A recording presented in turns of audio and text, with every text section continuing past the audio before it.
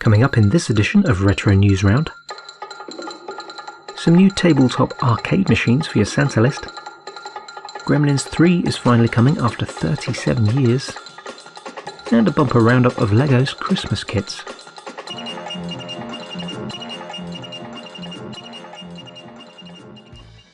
It's been 41 years since Gremlins came to our cinema screens in 1984 and 35 years since Gremlins 2. With all this time passing, the idea of a sequel had all but faded, so to hear that we're now going to be getting a third Gremlins movie in 2027 has come as quite a surprise. As confirmed on the Gremlins Museum website and numerous other news outlets, a Gremlins 3 script written by Chris Columbus has been officially announced by Warner Brothers Studios. Steven Spielberg has been confirmed as an executive producer, with Chris Columbus as director and writer, along with co-writers Carl Ellsworth and Zach Lipovsky. The movie was originally planned to be a reboot, however after collaboration began on the script, it was decided that Gremlins 3 would be a direct sequel, following on mainly from the first Gremlins film. The plot and tone of the movie are likely to evolve as writing progresses, however Chris Columbus has stated that the screenplay will be twisted and dark, and they're aiming to utilise practical puppetry over CGI to bring Gizmo and his gremlin buddies to life on the screen.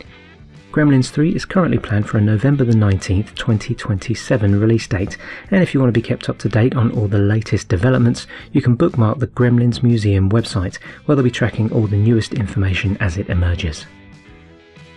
We pretty much all love a bit of nostalgia when it comes to remembering brands that have come and gone, or even the ones that are still here but have changed dramatically. With this in mind, if you're up for a visit to London, the Museum of Brands has you covered.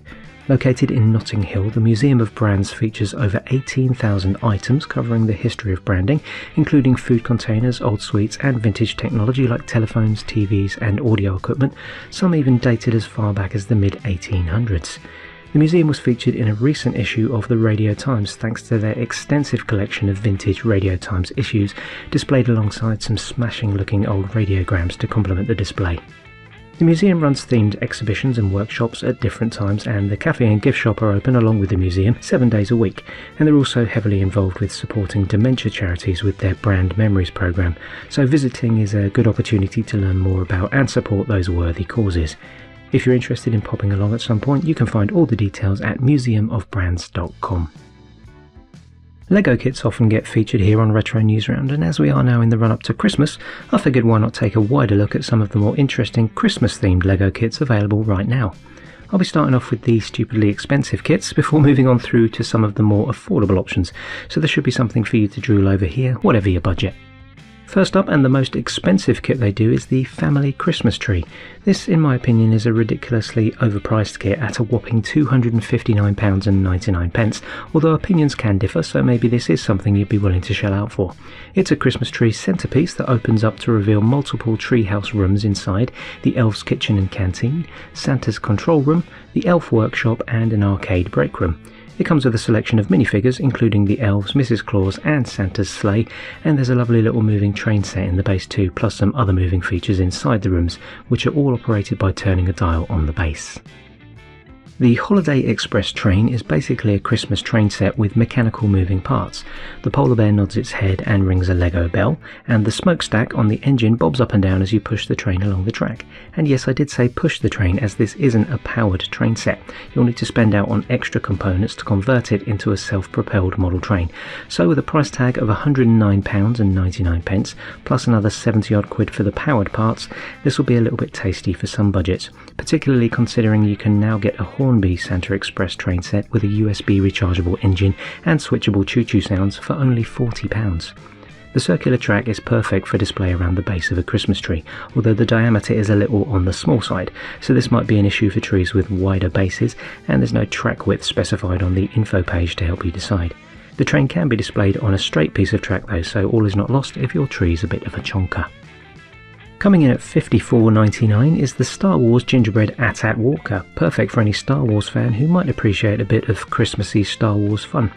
It has poseable legs, it comes with a gingerbread-style Darth Vader minifigure with interchangeable lightsaber and candy cane, no less, and the side opens up to reveal a cosy fireplace cockpit for Darth Vader to sit and relax with his Christmas cookie and a drink. Such fun. If that expensive Christmas tree was a bit much, but you still want some kind of Lego centrepiece, there are some cheaper alternatives. £39.99 will get you either this lovely looking Christmas table decoration with a red candle surrounded by red berries, golden stars and green foliage, or this smaller version of the Lego Christmas tree embellished with decorative candles and baubles, and this particular model is a 2-in-1 set, so you can choose to build the main tree or 2 smaller versions depending on where you want to display them. This super fun looking festive gingerbread house can be yours for $34.99. It comes with a Santa Claus minifigure holding his present sack, and the house opens up to reveal Santa's bedroom, office, kitchen and cosy living room with a roaring fireplace. This model can also be opened up and displayed lengthways, transforming it into what looks like a pair of terraced house fronts, ready and waiting for Santa to deliver the toys from that present sack that he's carrying. Going for £17.99, this simple looking Santa's delivery truck model looks like a perfect stocking filler. It comes with an elf minifigure who can be placed in the driver's seat, a Christmas tree that fits to the top of the truck, a set of Christmas presents, a letter that can be placed inside the post sack, and to top it all off, opening up the truck reveals a mobile workshop inside, which is presumably where all those little Lego presents were built. And the last of the Lego here today, coming in at only $10.99, you can bag yourself one of these 2 Christmas ornament sets, both for the same price. This cute set of 2 snowmen can be stood on a flat surface as ornaments or hung from a tree as baubles thanks to the foldable loops attached to the tops of their heads. And this set of hanging ornaments featuring Santa, a reindeer, a snowman and a present make ideal Christmas tree baubles which you can enjoy building together before hanging them up as part of your festive Christmas tree display. This was just a small selection of what's on offer from LEGO's Christmas range, but these are the items I personally found most interesting, and if you want to see the rest, including their extensive collection of LEGO advent calendars for between £20 and £30 each, you can head over to lego.com to explore the full range, and I've included a link specifically to their Christmas kits in the video description. Staying on a toy theme, this one's a curious mashup of 2 classic toy and movie brands, and it's both unusual and appealing for that reason. This is a Polly Pocket playset from Mattel based on the Back to the Future movie from 1985. This adorable little set features 3 tiny figures of Doc, Marty and Lorraine and comes with a DeLorean, guitar, hoverboard and lightning bolt accessories. Different scenes from the film can be played out inside the set, with a parking space for the DeLorean off to one side of the town square, and the clock tower folds forward to reveal the school hall where the Enchantment Under the Sea dance is taking place. Honestly, I'm really enamoured with this set, and even though I'm not a fan of Polly Pocket per se, this Back to the Future aspect really has me hoping this will turn up in my Christmas stocking. I've generally never seen anything quite like it. The set is listed on the Mattel website for £36 plus £10 postage, which to be fair is next to nothing for a collector, and it's worth bearing in mind that this will be shipping from the US, so as always a customs fee may or may not be applied when it arrives in the UK. You might remember back in the mid-80s, if you had a home computer at the time, a little backroom games company called Codemasters producing pocket money games on cassette for only £1.99 a pop.